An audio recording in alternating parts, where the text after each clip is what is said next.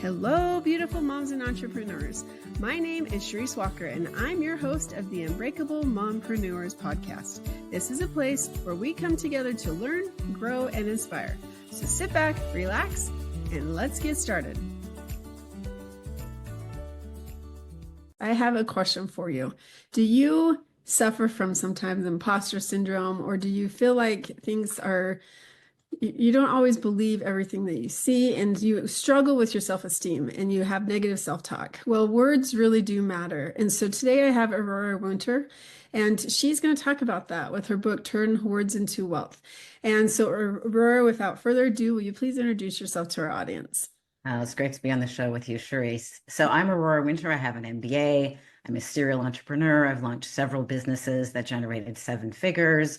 I'm an award-winning TV writer, producer, and I love helping people to turn their words into wealth. And you're going to get some tips today by listening to Charisse's podcast that you can implement right away to start turning your words into wealth.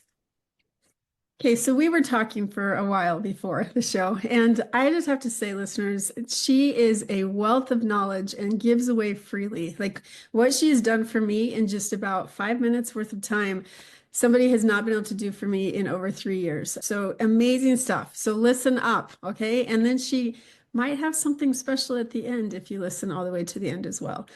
So let's talk about that, Aurora. Why do words matter? Gosh, words do matter, but I want to just acknowledge, thank you so much for saying that, because although words matter, and I'll give some tips about how to create the right words, intention matters even more.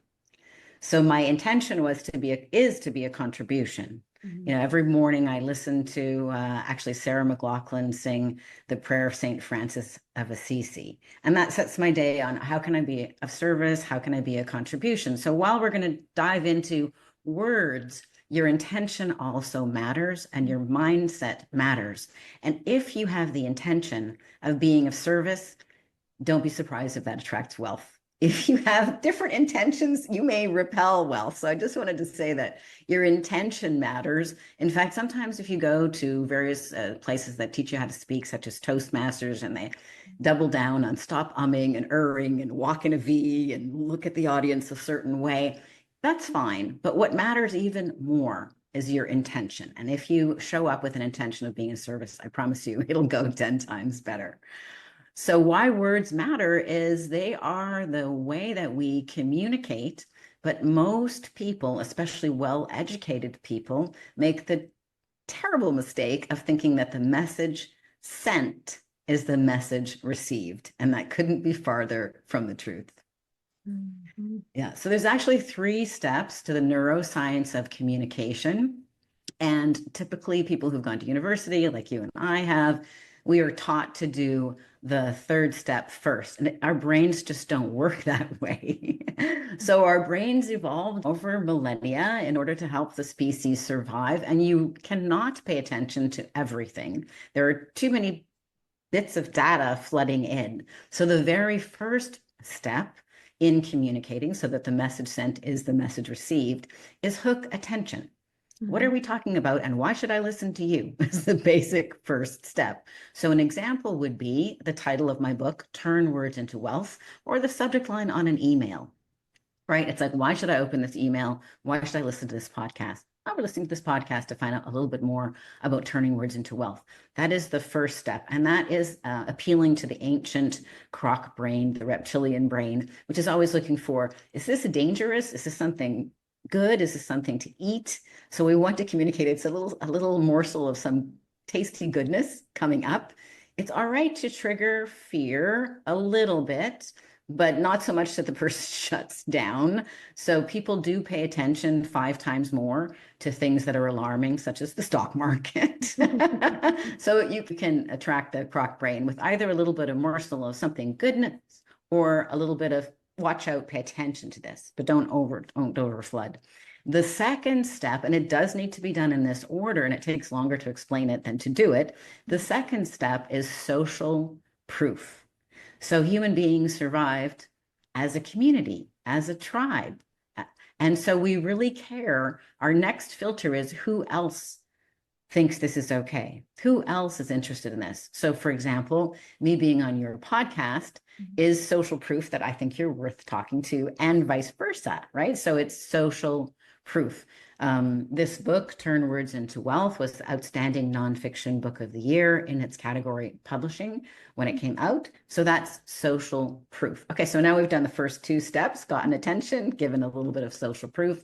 Now you can start to talk from the cerebral cortex, and you can give maybe up to 5 minutes of content before you need to allow the other person a moment to reflect or respond or react, because you want to have a conversation, not a monologue. People usually don't like listening to monologues except from stand-up comedians on Netflix. So in university, we are basically taught to send the verbal equivalent of an Excel spreadsheet.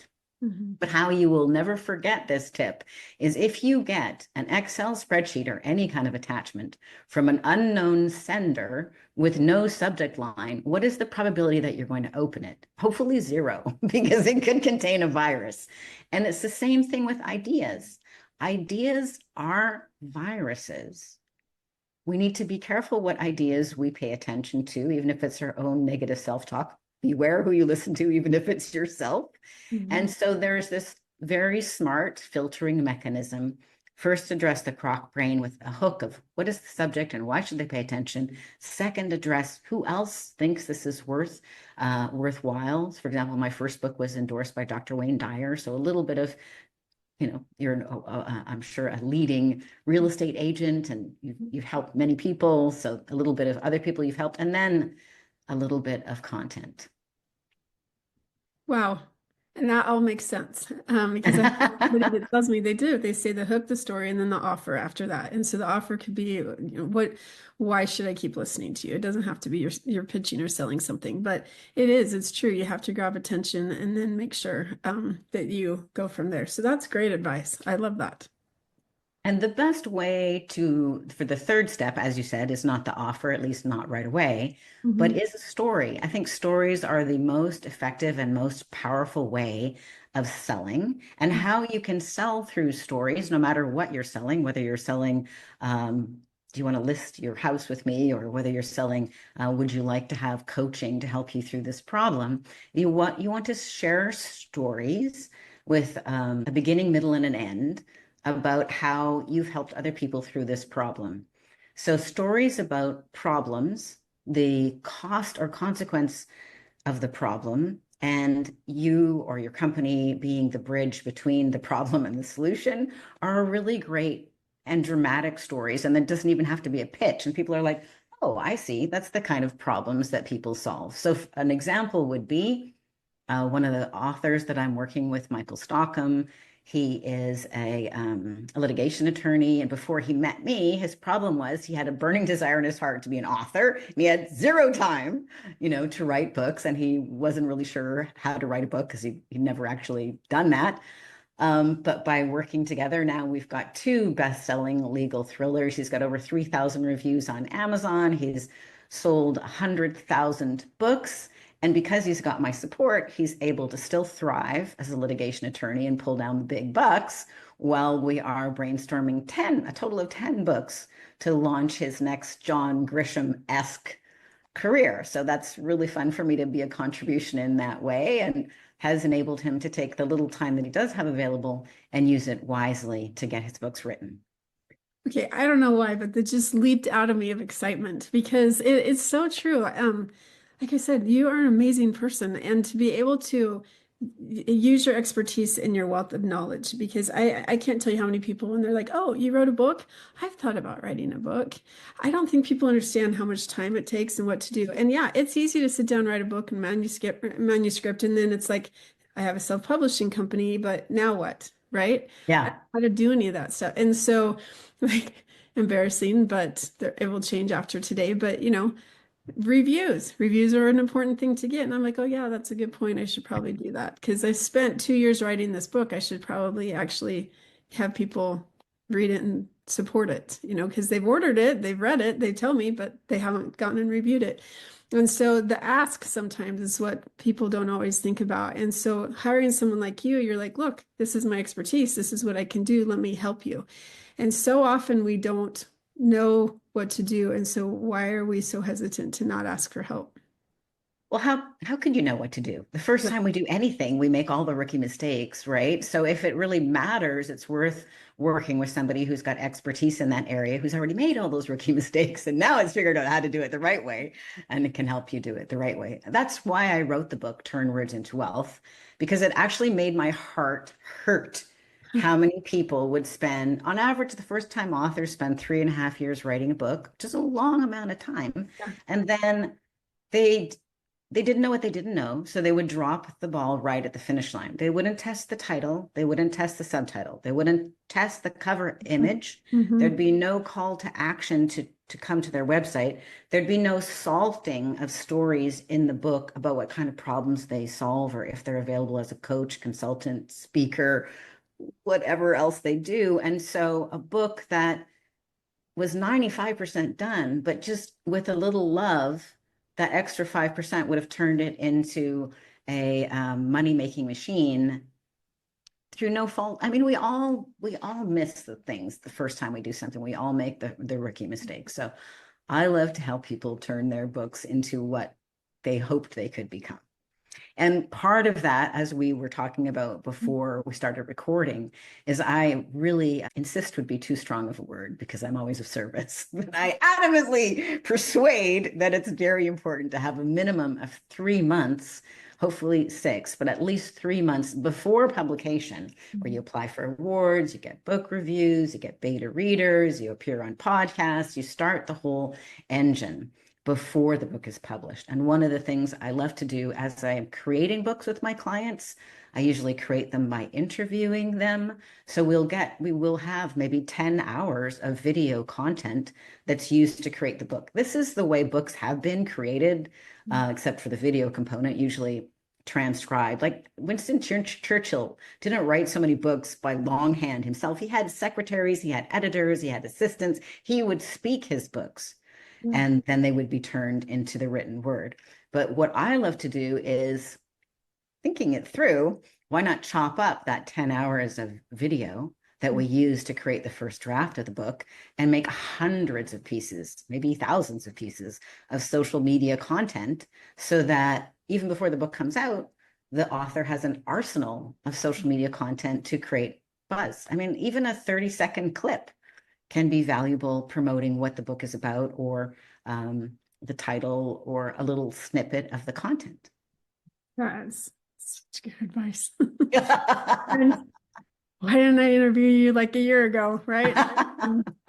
Yep, screwed that one up. And that's why, like, you're an expert in that field. And so, and that's the other thing is I do have a coach, and yet that coach didn't coach me the right way. And so we launched and we weren't ready. And so we should have waited. It shouldn't have been pushed so quickly. So I think that that's something that's really important. Something else you talked about that, again, you gave me so much information, but like ChatGPT in the world of AI, how should we use AI to help us with our books and titles and different things? Okay, this is a really great question, but I want to circle back and the should have, could have, would have. We are where we are in life, and there's always things that, oh, I could have done that differently. But what can we do now? It's never too late. You know, people listening to this may have had a book that only has one review, or that would be me. You know, that they didn't achieve the launch they wanted. Well, let's do it now. Yeah. Let's do it now. It's fine. Whatever. It's not over till the fat lady sings. Okay, so what was the question? AI. Okay, so I'm super stoked about AI. I have 2 key points. One, double down on being human. Double down on being human. There is no shortage of information or words. And you can produce words very quickly, but what is a shortage of is humanity. This means that your stories, your challenges, the adversity that you faced, your struggles that you faced as you tried to overcome big problems, and your final I managed to solve it. This is the currency of the future because we are hungry for human connection.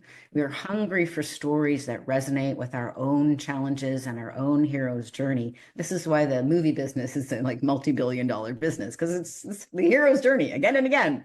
Yeah. So double down on being human. You want to get clear. What are your stories? What do you stand for? Mhm. What kind of change are you trying to contribute or create in the world? What is your vision? What is your leadership? If you were launching a movement, what is that movement about? And what are your stories or other stories that you can collect that support that? And then once you're clear on all those very human answers, your personal stories, the things that you care about, the difference you want to make, then you could work with a coach like myself. I interview people, turn that into videos, audios, and first draft manuscript. But then we can use the AI to help more quickly polish that manuscript or research, find other stories like these couple of stories, Mhm. or give me data that backs up this. I'm working with another client. Her book's called The Vitality Solution. So, one of her chapters is about fasting. So we've got a whole hour-long interview about fasting, which is fascinating. But we can use ChatGPT or other AI to give me data, find resources to back up this claim that after 13 hours of fasting, your body has gone into ketosis, whatever. So we can use it that way. So that's super exciting because the onerous part, some of the onerous time-consuming parts that are not joyful and are not really your core message, but need to be done, like find the research, find another story, tidy up this English. Is there anything unclear about this? Can be handled, or at least it's like delegating. You still need to have the expert touch it at the end. But also, like I use Notebook LM. So, for example, I've written a fantasy series. Oh, we didn't even need to talk about this. Yeah. Um, a fantasy series for young adults, which we could come back and talk about another time, Yeah. called Magic, Mystery, and the Multiverse. And so far, there's 3 books in the series, or for my client who's writing 9 more legal thrillers.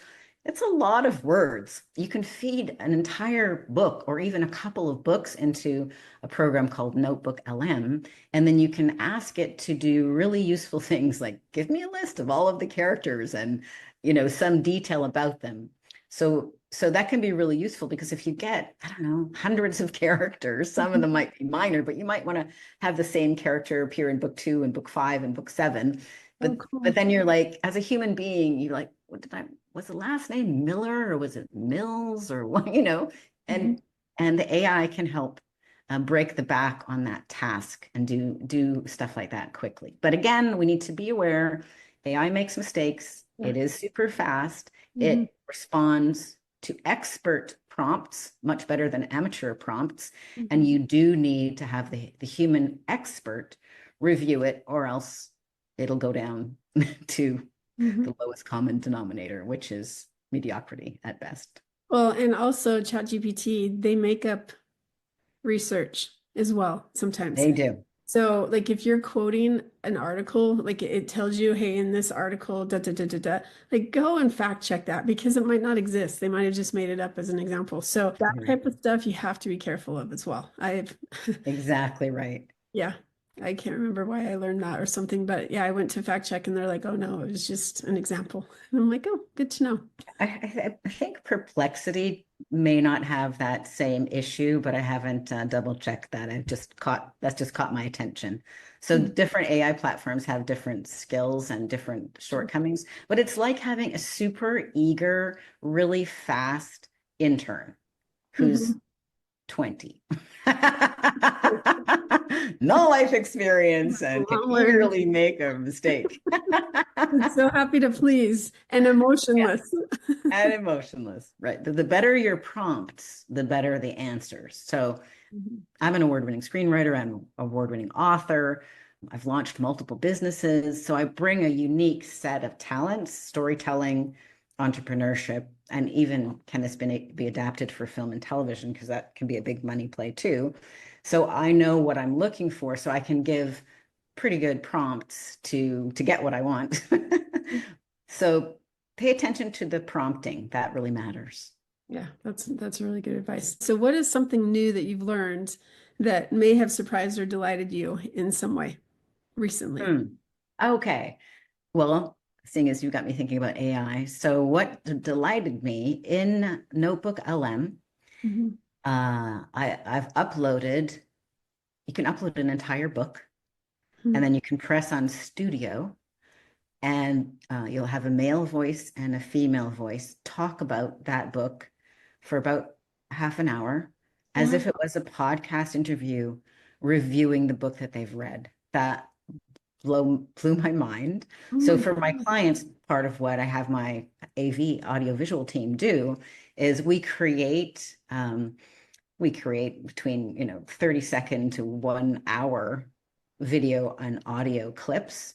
So I have somebody on my team, my son actually, Yale Winter, who's very good with runway and other visual media, but we can take the snippets of content, whether it's the author talking on a podcast with somebody like yourself, or it's me interviewing the author, or Notebook LM Mhm. talking about the book, and then we can add images and just create a plethora of content. That was really quite fun for the legal thriller. Jake Fox just came out. Jake Fox Ties That Blind, but you do have to be careful.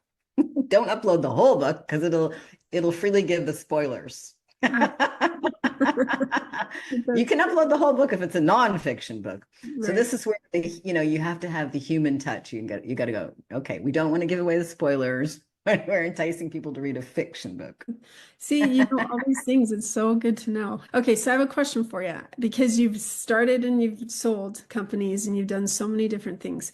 So I want you to think back to you just starting out, a new business owner. What is one piece of advice that you wish you would have known then that you know now?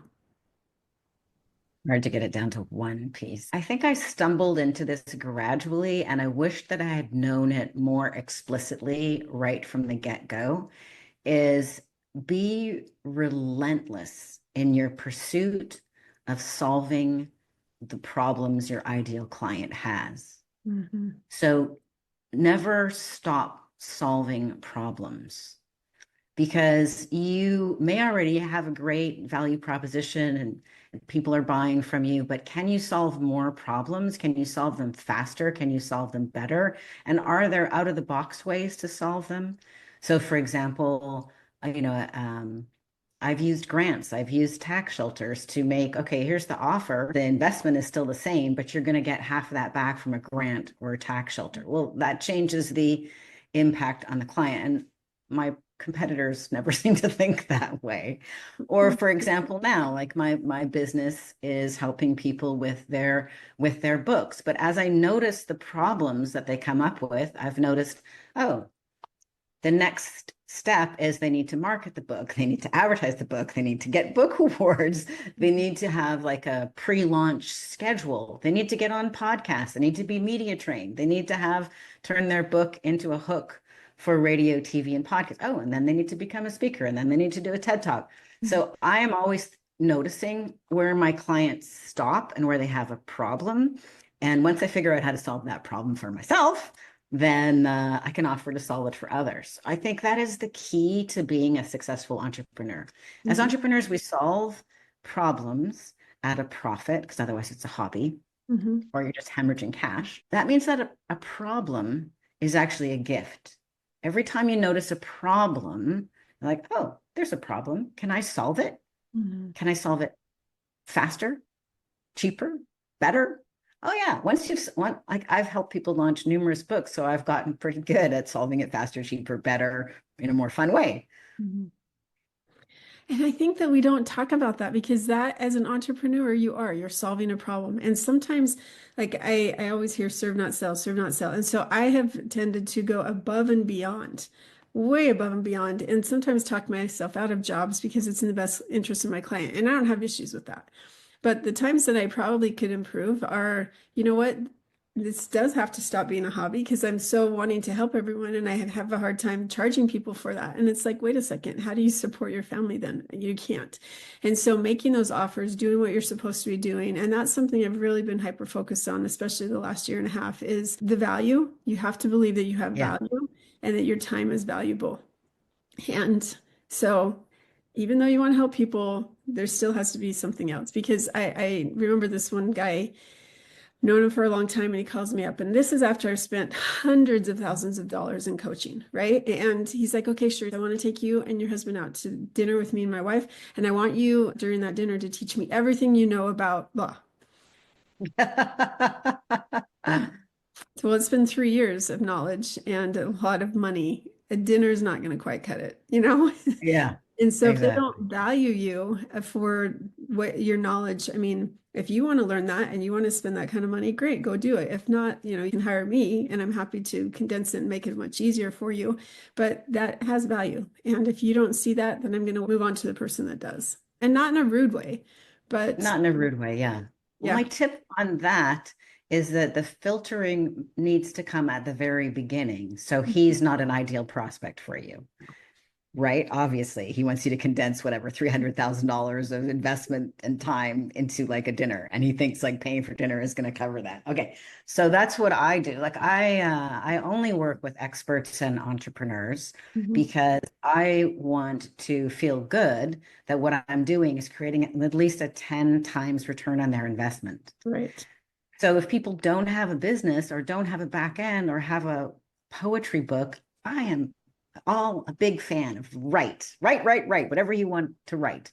But for the people who want to work with me at Same Page Publishing, I need them to have expertise Mhm. or be an entrepreneur. Because if, my client who is a litigation attorney, like we're getting him on podcast now, because any one client is probably worth 7 figures to him. Right. So to position him as an author slash rainmaker slash Mhm. the next John Grisham, if he's on podcast and just gets one new client, that's $1 million, right? Okay, so that is an interesting return on investment. Or, I've worked with people who have other kinds of expertise. I've helped people raise capital. Everybody I've helped hone their pitch to raise capital has raised at least 7 figures, some 8 or 9 figures. So Oh. there's a return on investment. That if you're Mhm. writing a poetry book, that's really hard for me to create a 10 times return on investment. So, but for all of us as entrepreneurs solve problems at a profit, which means you don't have to have a nervous breakdown or lose all of your ability to serve your family and put food on the table. But the filtering needs to come to, okay, what problems can you solve?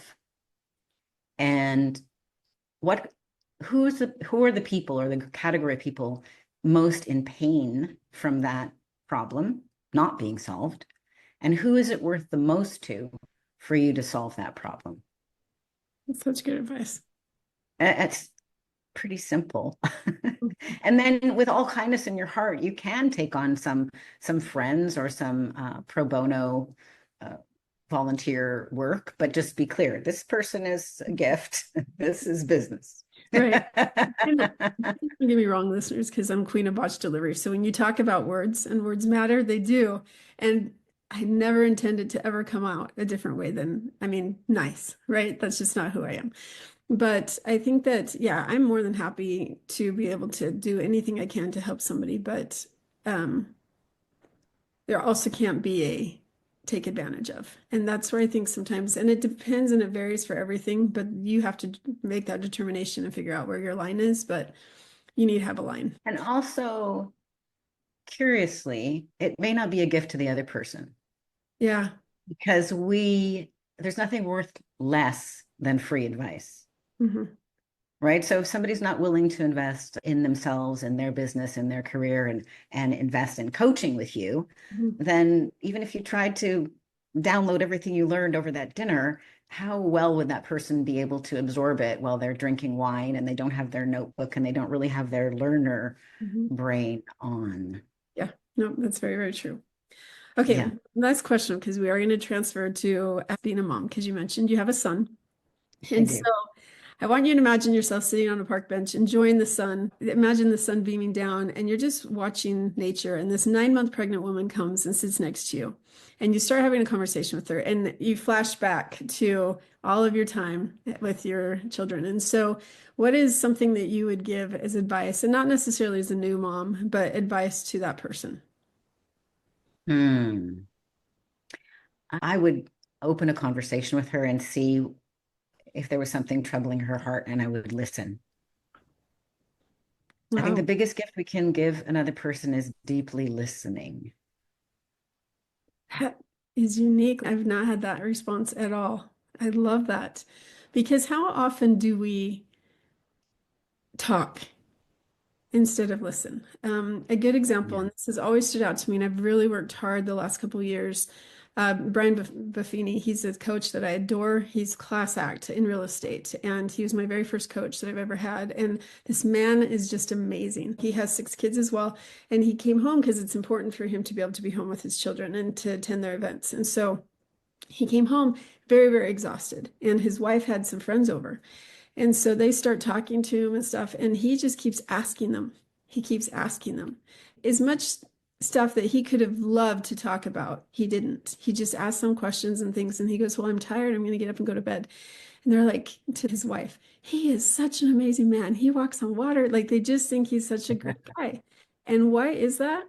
Because when you can get people to talk about themselves instead of you talk about yourself, it really is a huge difference. And people are like, "Oh, I love that guy." And why? Because we want to be able to talk about our thoughts and our feelings. And sometimes people are just waiting to be asked. And very few Yeah, times are they. you're absolutely right. The other thing that happens is when somebody is deeply listening Mhm. and the other person is doing their best to think through what exactly do they want to say, Yeah.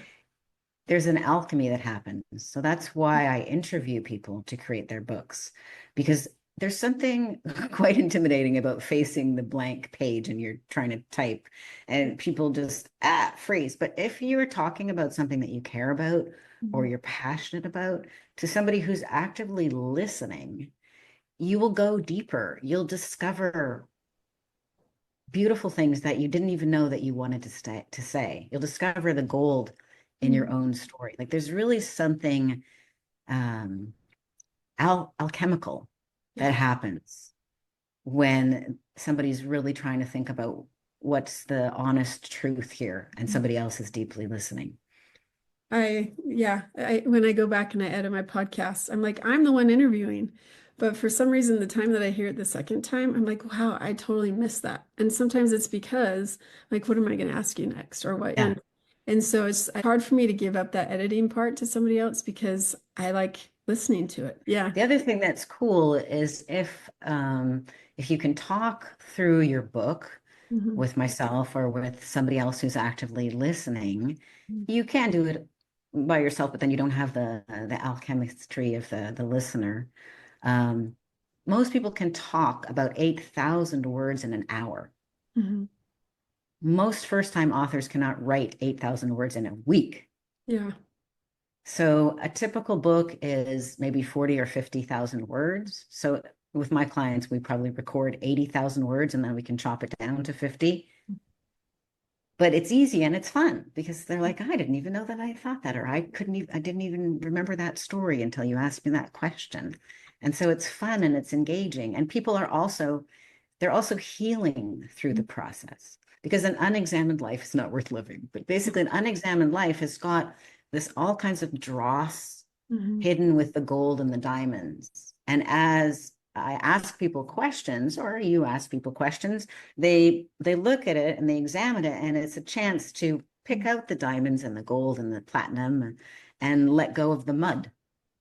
Wow. And it can actually transform your identity when you do that. I love that. And now, like Riverside, you get the transcript. So just go talk to yourself, and then you have the as transcript and you can upload that. So that's good.